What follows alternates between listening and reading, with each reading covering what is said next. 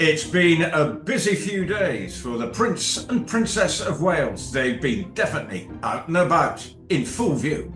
I'm talking to Rupert Bell for the first time about Meghan Markle's Harper's Bazaar cover, and we have not talked about it before, except a few text exchanges. So put your seatbelt on because I have a feeling Rupert's got some pretty assertive thoughts.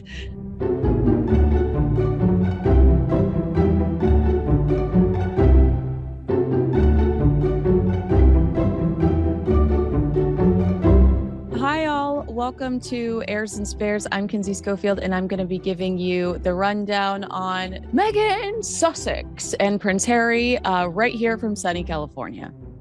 You should have said Meghan, Duchess of Meghan, Sussex. Duchess of Sussex.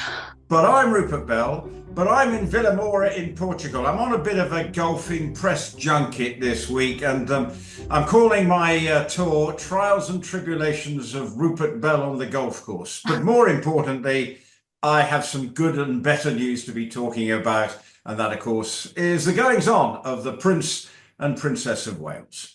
Rupert, we got to see Catherine looking absolutely how does she when does she not look great? I mean, she looks like a supermodel 24/7, but we saw them at the Royal Variety performance at Royal Albert Hall in London on Wednesday. They debuted a new coat of arms, I believe. We got to see them with Paddington Bear. I heard that this is not as glamorous as it looks when it comes to being a royal engagement. It might look like flashbulbs and celebrities for to us, but for them, it's still a job. Do you have an opinion there? It's definitely a job, but it's a very good job in terms of the money that it does raise. Now, the Royal Variety performance has been going on for such a long time, and it is a regular occurrence. And of course, it brings together a lot of famous acts, particularly mainly British acts, but obviously it's a chance for the theatre land and comedians and other people to showcase their talents. It will be on national television. I believe it gets shown extensively around the world. And that's why it's very important that the royal family do turn up. And in this case, it was the Prince and Princess of Wales. And of course, Paddington Bear is a musical has just launched. And so good shop window for that. Very clever what they've done in terms of how they've created Paddington. But obviously we saw pictures of them with Paddington Bear, and that brings back memories, of course, of the late Queen with that stunning performance at the Platinum Jubilee in the sandwiches with Paddington. He's an iconic character. Films have been successful. Now they've transferred it to musical. But it's a great occasion. Not always. If you go back when, it was a very famous moment. Are you a Beatles fan? Yeah. Okay, it doesn't give me the biggest hoo-ha for the Beatles, Help, but I need somebody. Yeah. yeah. Well, that's probably Meghan's cry. But anyway, the very famous line of John Lennon turning around and saying that, and those in the cheap seats are down there, and those in the posh seats will just rattle your jewelry. So back in 1963, and sometimes it's not always great. But hopefully the acts who've been produced this year will make it an entertaining watch for the millions, not only in Britain, but around the world. I read someone said that was inside that the Prince and Princess of Wales got a really, really warm welcome when they entered the room, that it was just applause and cheers. And I like that they have moments like that. I know that Prince William is notoriously shy and probably does not want to stand there and take in all of the cheers, but I'm glad that they feel appreciated every once in a while. And I think it's important they're both together because whenever you can say if William turns up, and I'm not dissing him, there ain't the stardust. He's just well, obviously heir to the throne turning up, and that's important. But as soon as the trouble and strife turns up, it's a different ball game, and we know that there is great interest in what she's wearing, and the way the whole thing. So it does make a big difference when she's in town at something like this. There's no two ways about it. You can't get away. In terms of the eyeballs that the event gets, it will be significantly more because she has turned up, and as you say, looked magnificent for the Royal Variety performance. So And we did it will see do. her. We saw a great speech from her last week. And then over the weekend, we saw a beautiful letter written by Catherine about how we need to show empathy and compassion to those affected by drug and alcohol addiction. So, they told us in January the princess was in remission, but they were trying to manage our expectations as to how often we would see her and how much we would get the privilege of seeing her out and about. But we've kind of seen a ramp up in the last few months of the year as we look forward to her Christmas Carol concert, which will record December 5th and air on Christmas Eve and Christmas Day. We've seen a lot of her, so that's been a blessing. But I also think that they were right to manage our expectations because we have seen a lot of her in the last few weeks, but we didn't necessarily see as much of her throughout the year in general.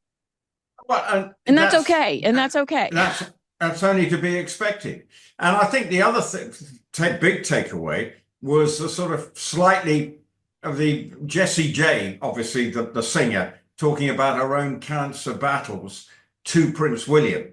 And so and there was a Catherine. great Yeah, and Catherine. They hugged each other. Yeah. Yeah, so there's great empathy, and and Jessie J has been very open about the trouble, her battles with cancer, and has been very open about the problems that she's faced. So that was I suppose, a very important, sort of more humbling moment away from the glitz and the glamour. That they may be superstars, but in the end, they're just like you and I. They will suffer from anything that you and I can suffer from. There's no difference, just because they are successful musicians. And I think that was an important moment within the whole night of that. And I think it has been good the way that Catherine has been putting out the fact that, we need to help, and going through her own experiences. And it's all part of what she believes most passionately. The early years, helping people, that's her mantra, that's her purpose. And she will try and make sure she has a good shop window for it. And obviously last week was a good moment for her to put her views forward, and how important it is for these things to be made aware, and also to make sure people are helped who are suffering from whatever it may be. You know the saying, you can't make everyone happy. You're not chips and guac. Well, it was very likely written about today's sponsor, Masa Chips. Do you ever read the label on a typical bag of chips? It's often a science experiment of seed oils, MSG, artificial dyes, and mystery ingredients. Masa is part of the growing movement to bring back real food. Masa's chips contain just 3 ingredients: organic corn, sea salt, and 100% grass-fed beef tallow. Not only do these chips avoid the bad stuff, they are crunchy and taste incredible too. Snacking on Masa chips is nothing like eating regular chips. With Masa, you feel satisfied, light, and energetic with no crash, bloat, or gross, sluggish feeling afterwards. You won't find yourself binging and feeling hungry. Personally, my favorite flavor of Masa is the original. It's a clean and crisp taste. If you love Masa, then you'll definitely love Vandy Crisps. Vandy, Masa's sister company, makes the most delicious 3-ingredient potato chips I've ever tasted. Of course, my favorite is Smokehouse Barbecue. How very Texan of me. Ready to give Masa or Vandy a try? Use code Kinsey for 25% off your first order at masachips.com or vandycrisps.com, or simply click the link in the video description or scan the QR code to claim this offer. Don't feel like ordering online? Masa and Vandy are now available nationwide at your local Sprouts supermarket. Stop by and pick up a couple of bags before they're gone. Okay, I'm going to transition here, and I'm waiting to see the smoke come out of your ears. This is You've gone early. Well, no, it's a William and Catherone story here in Yeah. OK Magazine, but it involves Harry and Meghan, and the headline is ridiculously insulting. Just the headline itself. Harry and Meghan spark concern over replacing Kate and Prince William. That's the headline. I call her Catherine. I've seen people yell at me in the comments when I say Kate. I'm reading a headline. I call her Catherine when I am talking about her. But get ready to get your knickers in a twist. Is that the saying? Well, I don't tend to wear knickers, but I know what you mean. Okay, so All right. So but it says, that is the correct phrase. Yeah. okay, perfect. One well-placed source says among William's team, there's a belief that Harry and Meghan have positioned themselves as a sort of alternative royal unit. The term sleeper cells is being used half jokingly, but the suspicion is very real. The idea is that they destabilize from afar, then step in when the pressure mounts, and that there is then a danger of Harry and Meghan launching fresh attacks on William and Catherine to further destabilize the monarchy. They are a toxic poison for the royal family and the biggest, most widespread fear at the moment. So they say that people inside the palace are fearful of Harry and Meghan. They will simply want to replace William and Catherine as the firm's senior figures if they return to the royal family. Harry's vanity and Meghan's ego will dictate that. They should be kept as far from the royals as possible. I want to say this is ludicrous, Rupert. But then you read in Harper's Bazaar that Meghan Markle wants to be announced in a room with cockroaches and not much else.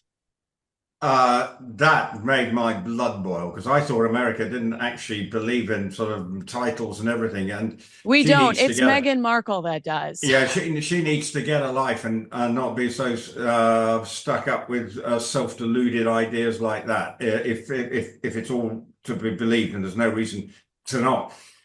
I mean, this OK article, what you're actually talking about is changing the Constitution, Yeah. and it's just ridiculous. But the whole point of the Meghan and Harry split was is they didn't want to be the bit part players. They were deluded that they were the rock and roll pairing within the royal family, and they're just not. They would have been a very important support network for the main stars of the show.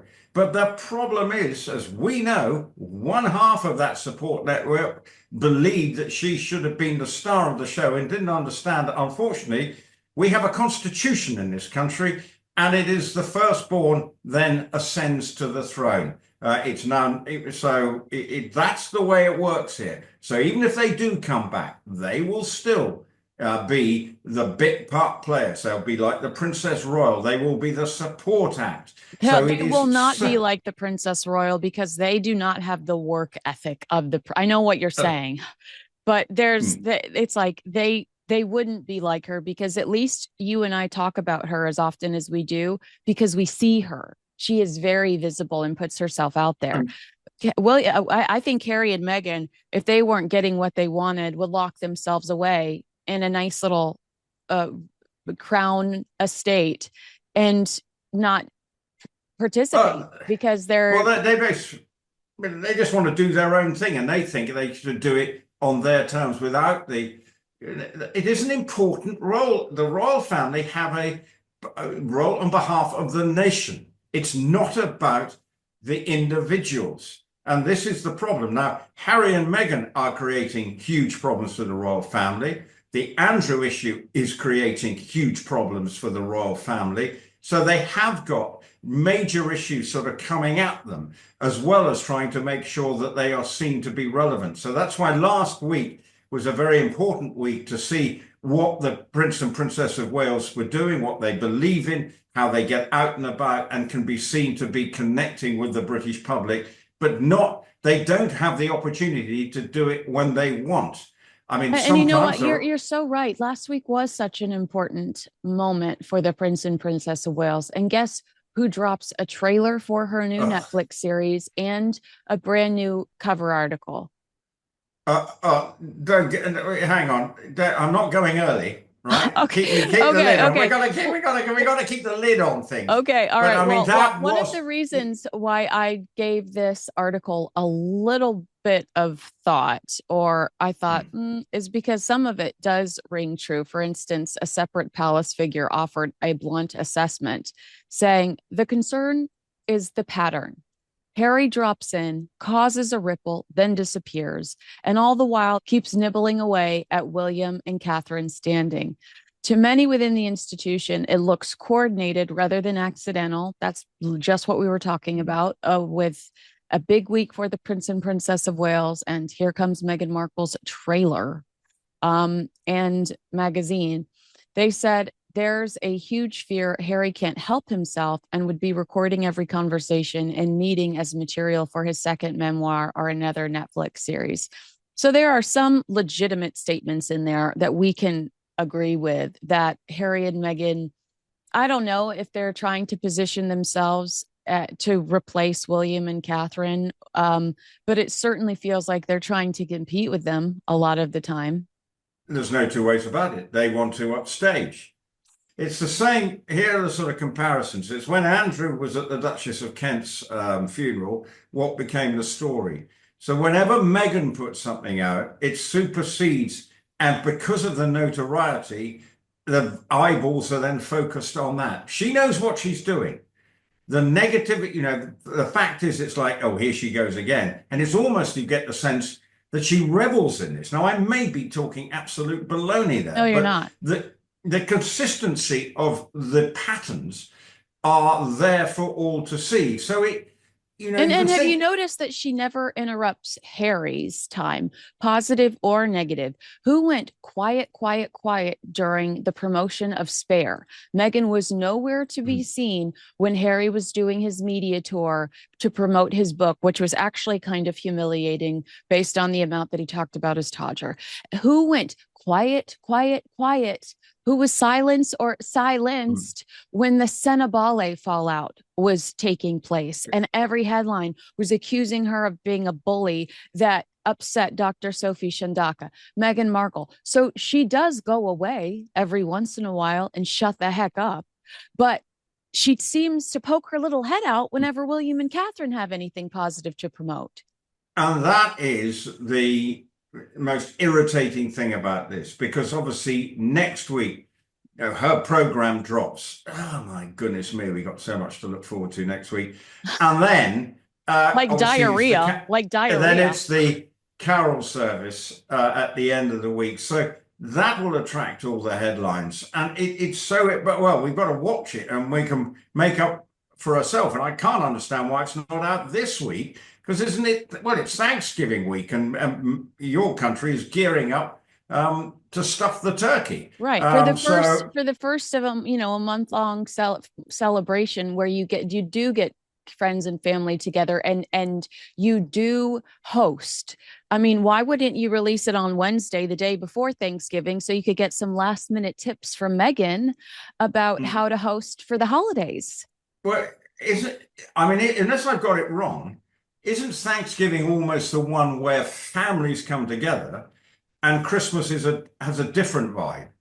Well, I think both, but I think you're more concerned about hosting on Thanksgiving. You have a lot, you might have more responsibility on Thanksgiving, where Christmas, it's like you're overwhelmed with gifts, you're overwhelmed with events, whereas Thanksgiving is everyone comes into a home and sits down around a table, where on Christmas you might be going to church 2 times that day. You might be going to other people's homes. You might be, you got to do the gift exchanges. So yes. There's a different vibe to Christmas Day in the States, but Thanksgiving is the immediate family. You get together and you're traveling, what is it? Wednesday in America is a sort of nightmare travel day where, they can be all heck breaking out in the rest of the world. But my goodness me, every airport is overrun with people hurrying to get home, which we all know is an absolute nightmare, and people want to get home. So I would have thought it should be out now, because people are preparing to stuff the turkey, presumably on Wednesday, and do whatever they've got to do, whatever they've got to do to whatever you accompany it with. Everyone might have different ideas. So I don't understand why it's a week later. December the 3rd seems a really strange day. No, we know why. Sort of It's the first week of December, which is when Catherine normally does her Christmas Carol concert. It's intentional, in my opinion. Meghan is trying to disrupt the hard, real working royals. I didn't put this in the rundown, so I apologize if I'm springing something on you. But Meghan did release a video on Instagram, again, trying to tease her genius when it comes to hosting. And she talks about setting up different stations around your house so people can self-serve. Meghan's just so lazy. Can you not put together a freaking waffle for your guests? But Gwyneth Paltrow would.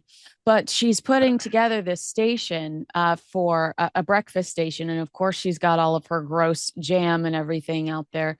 And she keeps saying to people like, and if you don't want to make the pancakes, you can buy the store-bought pancakes. You can buy the freezer pancakes. And it's like this, it's like the one thing she's saying to try to sound relatable to a normal person. Like if you don't have time to make pancakes, you can buy the kind for the freezer.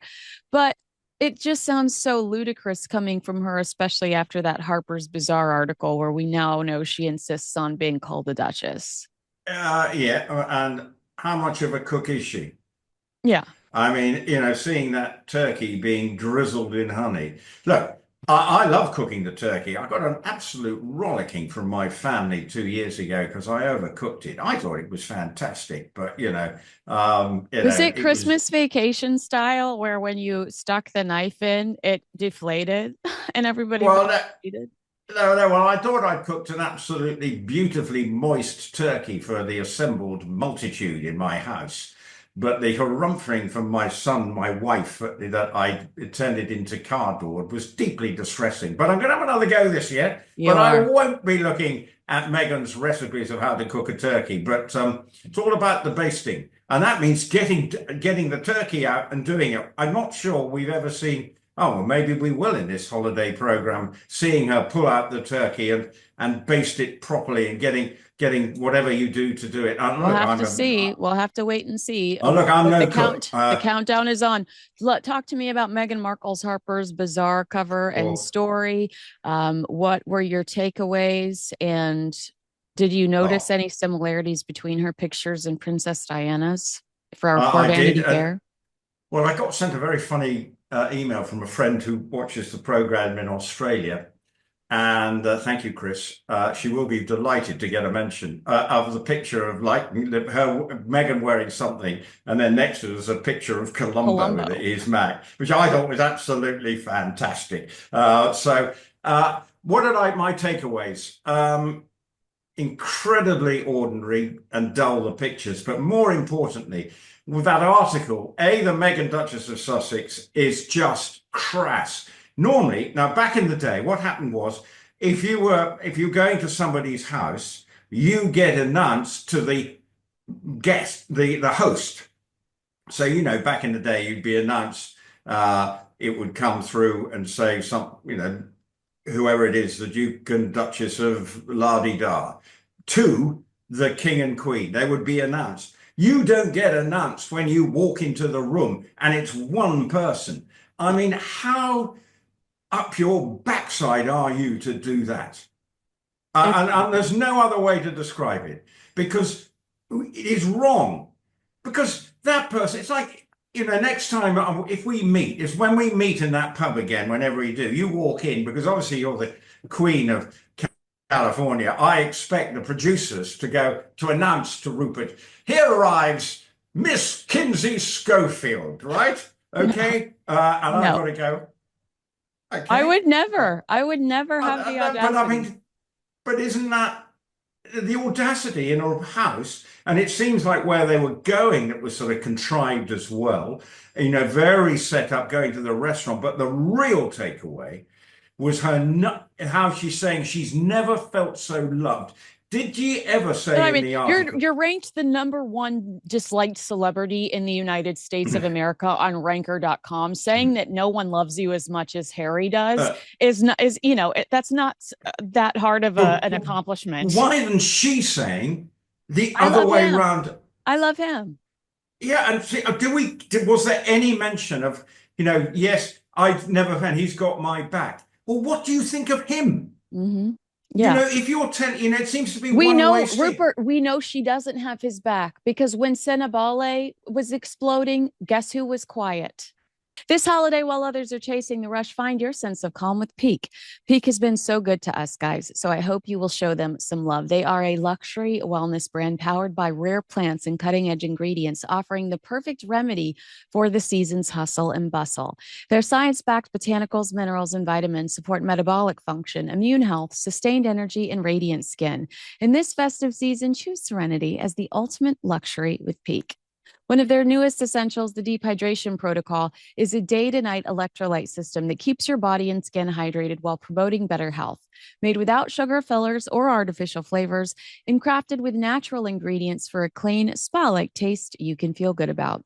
Daily use supports hydration, glowing skin, improved sleep, and sustained energy. I personally love to start my day with BT Fountain, their beauty electrolyte. The multitasker your beauty routine has been missing. BT Fountain floods your system with hydration, leaving your skin as bright as your Christmas tree. Bonus, it keeps my energy high long after the coffee buzz fades. Feel the holiday magic and unlock your healthiest glow with the most exciting offer of the season, 20% off site-wide for life, plus a complimentary exclusive holiday bundle. Go to peaklife.com/Kinsey. That's PIQUE life.com/Kinsey. This is hydration redefined. Try it and glow from the inside out. So I'm sorry if I've gone early and steam's coming out already from my Portuguese lovely apartment that I've been given for the week. But I could not believe it. And I'm just thinking, I want to, if you're talking, and saying, well, I really appreciate how much he loves me. But at the same token, if you're saying that, but what about also saying, well, I am so, I love him with all my heart and soul. If that's what we assume she does. But no, it just seems to me he's got my back. Well, what do you think of him? Why aren't we hearing what you think? And all this striving for perfection and all this, I'm not perfect. Well, we know that. Yeah, well, but it's wearing a white dress or wearing a white top in a kitchen while molesting pasta sauce says otherwise. You do think you're perfect. Otherwise, you wouldn't have the audacity to be wearing white in a kitchen while cooking. But I also think the article, I don't think it was quite because of it, the way that it was written, it's not quite the flatathon that she was hoping for. Because but they also they put in, I don't know how many times, I don't know how much you've digested Tom Bower's Revenge, but in his book, he talks about how Vanity Fair, Wild About Harry, they refused to include some of the stories that she includes in this piece because they couldn't verify them. So she did find the outlet that didn't do their due diligence and didn't fact check, and then just put some of her stories in, like the raining ash of the Rodney King riots. Anybody in their right mind can look up where Meghan Markle lived at that time and see that she was far away from the looting, far away from the chaos, in an upper middle class neighborhood in Los Angeles. She said her mother used to be mistaken for the nanny. That's how nice that's how posh and snooty the neighborhood was that she grew up in. So she's not around the looting. I'm sorry. And then the soap story, Vanity Fair said they couldn't confirm the soap story. She just basically gives the same playbook to Harper's Bazaar, and they take the bait. Well, that's the trouble. Ever since she said she got married 3 days before the wedding, I take everything with an absolute pinch of salt, because that was the ultimate falsehood, because she's actually turning around to the Archbishop of Canterbury then and actually, saying we got married. So the head of the church is then at the heart of her line saying we had this private moment. Well, you might have had a private moment, but you weren't legally married then. And there was no way you could be, because that would have had to be declared. So from there on in, I have a deep sense of suspicion, because I did send you a WhatsApp and said, didn't her dad bring her up in the main? Yeah. And he did am I not mistaken? Raise her. Yes. Her father primarily raised her. So again, look, her mother, very important. We're not saying if she didn't have an impact, but actually, because she can't mention her father and won't bring herself to mention, even as we approach holiday time, it shows that she, you know, that this is a hard-hearted individual who is only out for number one. And that, and as I say, the big takeaway for me was that, you know, Harry is, because he's basically well, he's every right to be head over heels in love with her, but it just seems like it's a one-way street, and why can't she find a little bit of something in her heart to give him credit and say it, you know, because if you know, because she's always pouring at him when they're in public, so you assume that they're, you know, she's loved up. But why can't she say it? Because she says he's loved. You know what? You know, it wouldn't really harm. Would actually probably knock us all for six if she did. Right. Right. You know. So anyway, that's where I got those were the big takeaways for me, and then the very sort of ordinary fashion. He just looked. But again, me and fashion. You don't claim to make that your niche. And also, let's be honest, I've never bought a copy of Harper's Bazaar. Yeah, no, and I won't be after this excursion. I won't be. All right. Well, we saw Rupert explode and then come back together, so that was a nice visual. We got to see it all unfold. But I have to jump in the car and drive to the valley now, so I have to cut us short. Agree with us, disagree with us? Let us know in the comments below. Make sure you like, subscribe, and share this video with a friend. Rupert, thank you for your analysis of Meghan's Harper's Bazaar. Well, can I just wish you all a very happy Thanksgiving, and may your turkey not come out dry, but beautifully moist, and everyone just goes happy Thanksgiving and has a great time. So happy Thanksgiving, Kinsey. Thanks so much. Talk to you soon.